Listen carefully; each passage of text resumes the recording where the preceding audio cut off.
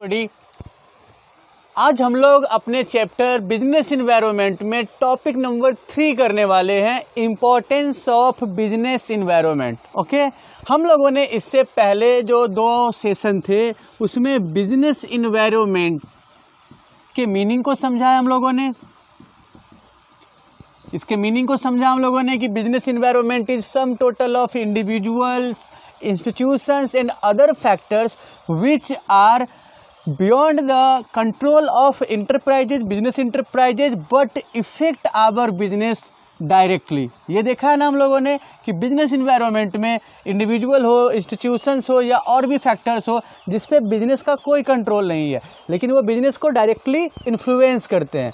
और उसके बाद हम लोगों ने सेकेंड सेशन में समझा था फीचर्स ऑफ बिजनेस इन्वायरमेंट। मैं उम्मीद करता हूं कि आप लोगों को पिछले जो सेशन है वो अच्छे से समझ में आया होगा और वहां कोई खास परेशानी नहीं हुई होगी। फीचर्स ऑफ इन्वायरमेंट में हम लोगों ने बिजनेस इन्वायरमेंट के फीचर को देखा कि ये कैसे हैं।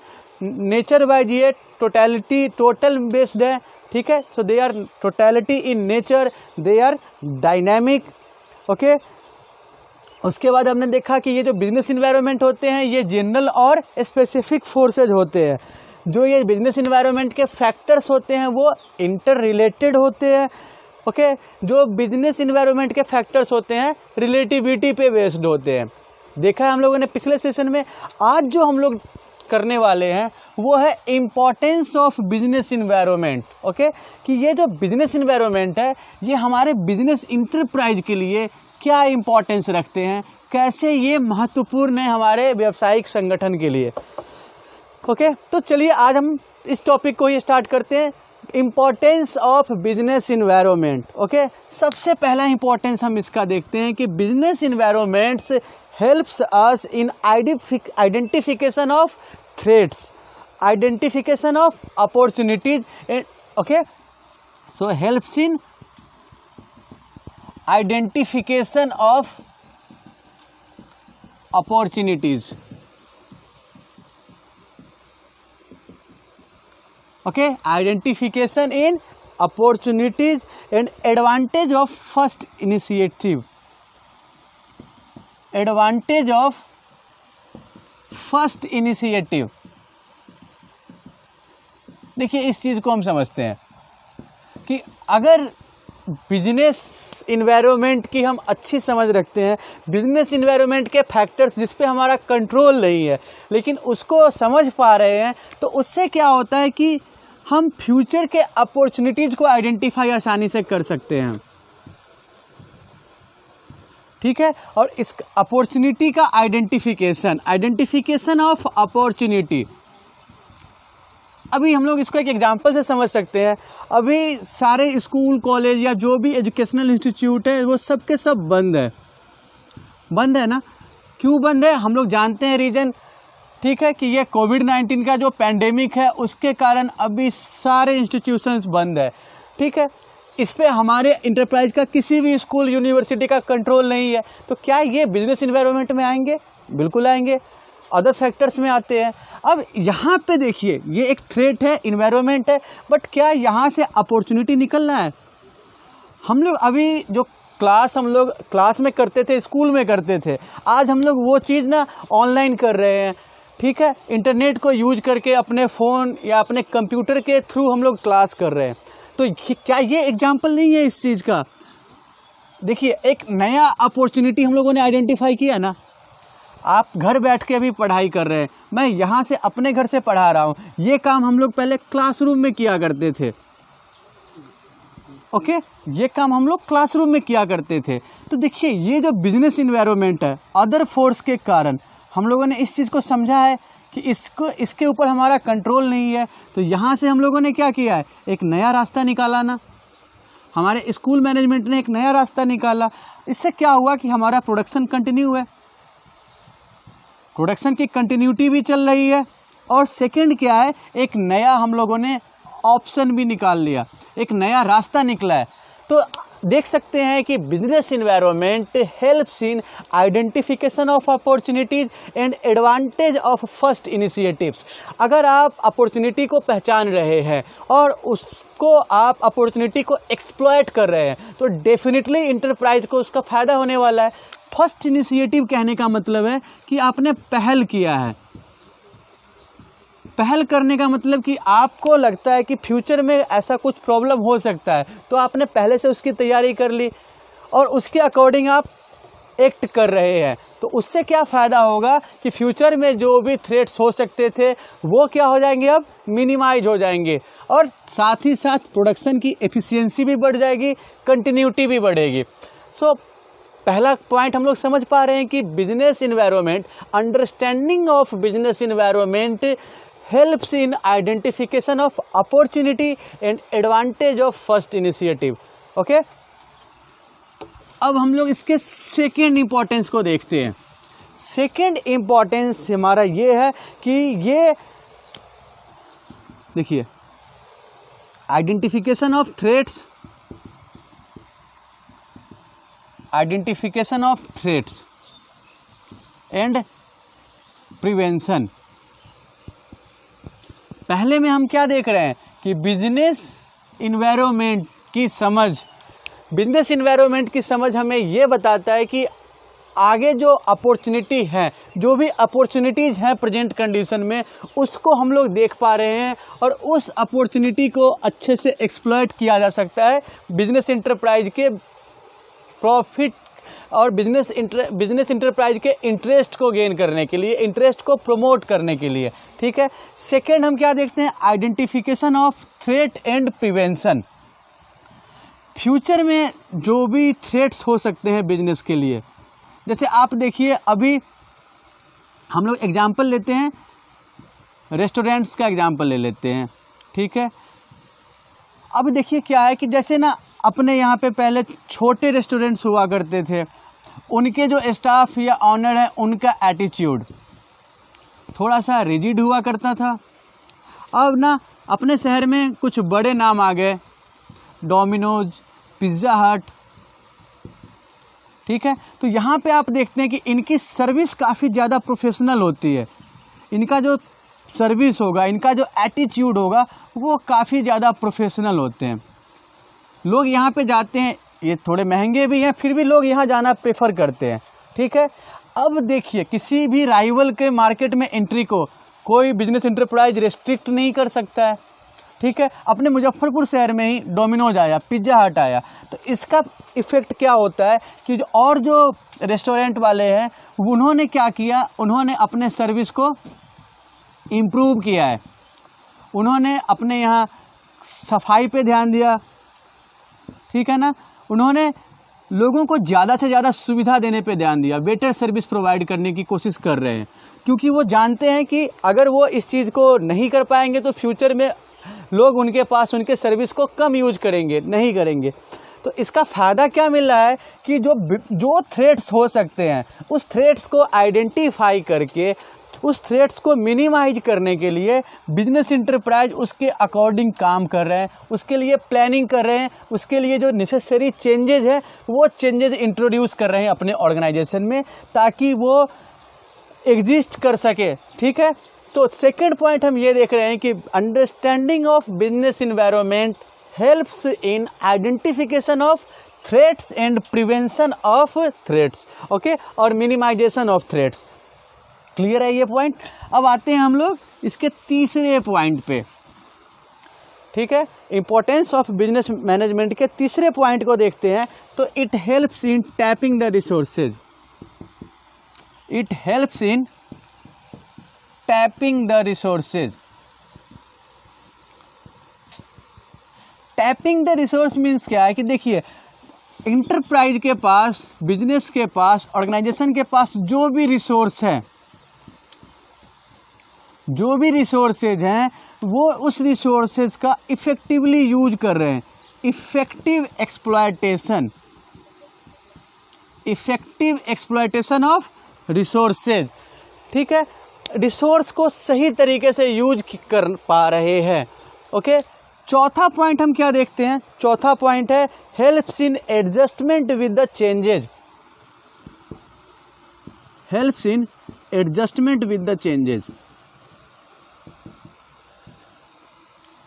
देखिए बिजनेस इन्वायरमेंट के जो भी फैक्टर्स हैं सारे तो वो ऑर्गेनाइजेशन के कंट्रोल में नहीं है, और आपने पीछे पढ़ा है बिजनेस इन्वायरमेंट के फ्यूचर में देखा है कि बिजनेस इन्वायरमेंट क्या है, नेचर में कैसे हैं, वो नेचर में डायनामिक हैं। डायनामिक कहने का मतलब क्या होता है कि they keep changing every day, ठीक है ना, चेंजेबल हैं, रैपिडली चेंज होते रहते हैं, ठीक है, चाहे वो ग्राहक का फैशन का ट्रेंड हो, सेंस हो, टेक्नोलॉजी हो, हर चीज़ मार्केट देख रहे हैं डेली बदल रही है, बहुत तेज़ी से बदलती जा रही है। तो उस तेज़ी के हिसाब से जो रिक्वायर्ड चेंजेज है बिजनेस को भी वैसे चेंज करते रहना चाहिए। अगर जो बिजनेस चेंज के साथ जो चेंज की स्पीड है उसको मैच नहीं कर पा रहे हैं, तो उसको अगर मैच नहीं कर पा रहे हैं तो उसका मतलब क्या है कि वो कंटिन्यूटी बिजनेस की नहीं होगी, ज़्यादा दिन तक वो एग्जिस्ट नहीं कर सकते हैं, है ना। तो यहाँ पे क्या होगा कि अगर जो सिचुएशन चेंज हो रहा है उसके हिसाब से बिजनेस ऑर्गेनाइजेशन अगर अपनी टेक्नोलॉजी को चेंज नहीं कर पा रहे हैं, अगर अपने प्रोडक्शन के मेथड को चेंज नहीं कर पा रहे हैं, तो आगे जाके बिजनेस के एग्जिस्टेंस पे थ्रेट आ जाएगा। तो एनवायरनमेंट की समझ हमें ये हेल्प करती है समझने को कि किस तरीके से एडजस्टमेंट किया जाए, मार्केट में जो चेंजेज हो रहे हैं, एनवायरनमेंट जो बदल रहा है उसके हिसाब से इफ़ेक्टिवली चेंजेज किया जा सके, उसके हिसाब से एडजस्टमेंट किया जा सके। ओके, क्लियर है। देखिए पहला हम लोगों ने देखा कि identification of opportunity and advantage of first initiatives. Second हम लोगों ने क्या देखा है कि identification of threats and prevention. उसके बाद हम लोगों ने थर्ड क्या देखा है कि helps in tapping the resources. Fourth क्या देख रहे हैं कि business environment helps in adjustment with the changes. और फिफ्थ देखते हैं, फिफ्थ क्या है हमारा कि it helps planning and policy formation. देखिए हेल्प्स इन प्लानिंग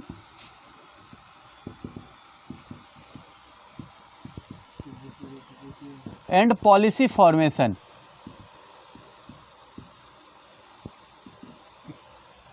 ओके, देखिए इन्वायरमेंट में जो भी फोर्सेज हैं, एक्सटर्नल फोर्सेज हैं, एक्सटर्नल फोर्सेज के इम्पैक्ट को क्या पॉसिबल इम्पैक्ट हो सकते हैं बिजनेस पे, ठीक है। मैनेजमेंट क्या करती है, मैनेजमेंट उस इम्पैक्ट्स को, पॉसिबल इम्पैक्ट्स को क्या करेगी, एनालाइज करेगी। जो हमारे मैनेजर्स हैं, जो एक्सपर्ट्स हैं, वो क्या करेंगे, इसको एनालाइज करते हैं, और उसको एनालाइज करने के बाद उसी के अकॉर्डिंग डिसीजन मेकिंग या डिसीजन फॉर्मेशन करते हैं, डिसीजंस लेते हैं, ठीक है ना। तो जैसे हम देख सकते हैं कि फ्यूचर में ये चीज़ें हो सकती है, उसके अकॉर्डिंग हम लोग अभी से पॉलिसी बनाने लगते हैं। हम लोगों ने पढ़ा है ना पीछे एक टर्म प्लानिंग। प्लानिंग का मतलब ही होता है कि फ्यूचर को फॉरकास्ट करना, फ्यूचर को फॉरकास्ट करना, फ्यूचर्स फॉरकास्टिंग मीन्स यहाँ पे क्या होता है कि जो मैनेजर्स होते हैं वो प्रेडिक्ट करते हैं फ्यूचर के कंडीशन को, और प्रेडिक्शन के आधार पे वो डिसीजन लेते हैं। तो हम ये देख सकते हैं कि मैनेजर जो होते हैं हमारे, वो बिजनेस एनवायरनमेंट के जो भी फैक्टर्स हैं और उसके जो भी पॉसिबल इफ़ेक्ट हो सकते हैं वो उसको रीड करते हैं, ठीक है। आप ना ऐसे देखते होंगे बहुत बार, जैसे आपने न्यूज़ चैनल देखते हैं जो बिजनेस न्यूज़ वगैरह होते हैं, तो वहाँ पे जो एक्सपर्ट होते हैं उनके आप देखते होंगे उनके एड्रेस को, तो वो एनालाइज करते हैं कि किसी दो कंट्री के रिलेशन का मार्केट पे क्या असर हो सकता है, ठीक है। किसी कंपनी के बोर्ड की मीटिंग में जो डिसीजन लिए गए हैं उनके डिसीजन से जो राइवल कंपनीज है उनके पॉलिसी में क्या पॉसिबल चेंजेस हो सकते हैं। तो क्या कर रहे हैं वो लोग यही कर रहे हैं ना कि वो बिजनेस इन्वायरमेंट के समझते हुए पॉलिसी फॉर्मेशन कर रहे हैं, उसी के हिसाब से डिसीजन ले रहे हैं, ठीक है।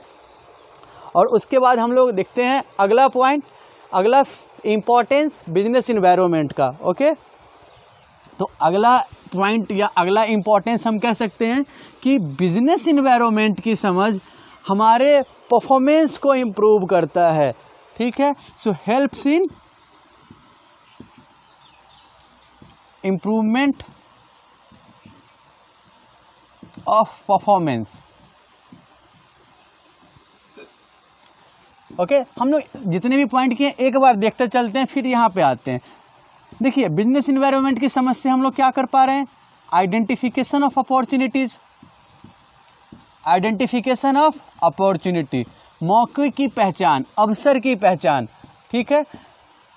हम जब अपॉर्चुनिटी को देख सकते हैं, अपॉर्चुनिटी को आइडेंटिफाई करने के बाद हम क्या करेंगे, अपॉर्चुनिटी को एक्सप्लॉयट करने के लिए पॉलिसी बनाएंगे, डिसीजन लेंगे।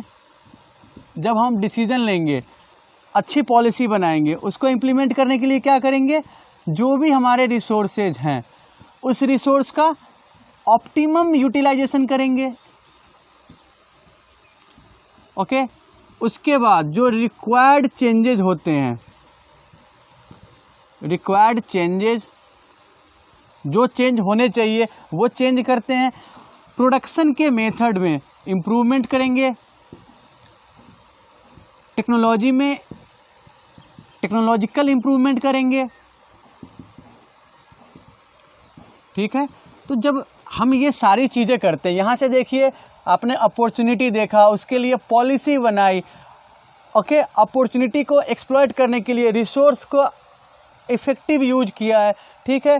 प्रोडक्शन के मेथड को हमने चेंज किया है पॉजिटिवली, जिससे हमारा कॉस्ट मिनिमाइज हो सके, ठीक है। प्रोडक्शन को इम्प्रूव करने के लिए जो टेक्नोलॉजिकल इम्प्रूवमेंट, जो टेक्नोलॉजिकल चेंजेस करने हैं वो चेंजेस कर रहे हैं। तो इन सब का इफ़ेक्ट फाइनली कहाँ पे आना है, इन सब का इफ़ेक्ट तो यही आना है कि हमारा प्रोडक्शन का क्वालिटी इम्प्रूव हो गया है, ठीक है। प्रोडक्शन का क्वालिटी भी इम्प्रूव हो रहा है, साथ साथ हमारा क्या है, कॉस्ट रिडक्शन, कॉस्ट भी घट रहा है। तो एक बेटर परफॉर्मेंस यही होता है ना कि हम ज़्यादा क्वालिटी प्रोडक्शन दे रहे हैं और कम कॉस्ट आ रहा है, ठीक है। तो बिजनेस इन्वायरमेंट की समझ के कारण ही ये पॉसिबल हो पाया है। तो हम ये कह सकते हैं कि understanding of business environment helps in improvement of performance. Okay, क्यों, क्योंकि बिजनेस इंटरप्राइज क्या कर रहा है, मौके को देख रहा है, मौके को देख के ज़रूरी डिसीजन ले रहा है, ज़रूरी डिसीजन को इम्प्लीमेंट करने के लिए रिसोर्स का बहुत अच्छे से यूज हो पा रहा है, ठीक है।